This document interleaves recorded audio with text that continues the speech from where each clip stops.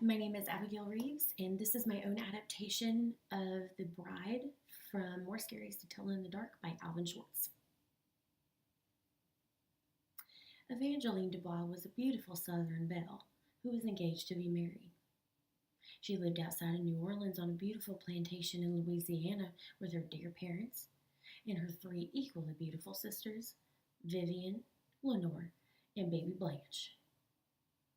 The night before her wedding, the sisters were feverishly attending to every detail, making sure everything was perfect for her big day. Her mother reminded her to go to the attic, make sure she had her grandfather's cufflinks for her fiancé. As she went into the attic and saw her grandfather's trunk, she had a great idea. She opened up the latch and climbed in, knowing Blanche would be right behind her, as she always is. As she shut the lid, she heard click. It latched. Don't panic. Blanche will be here soon. Meanwhile, the sisters were downstairs with dress alterations, flowers, and mint juleps.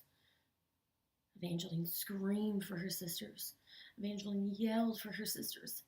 Evangeline beat her hands on the top of the lid till they stung. Sisters called for Evangeline with no response. They just assumed she went to bed and was nervous. The next morning, everyone searched for Evangeline to no avail.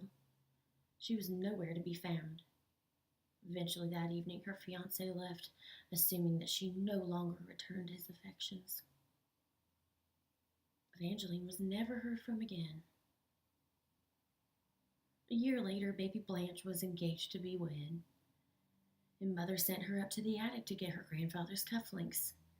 As she went up to the attic and unlatched her grandfather's trunk, she screamed in horror. I guess Evangeline did scare Blanche after all. The Bride.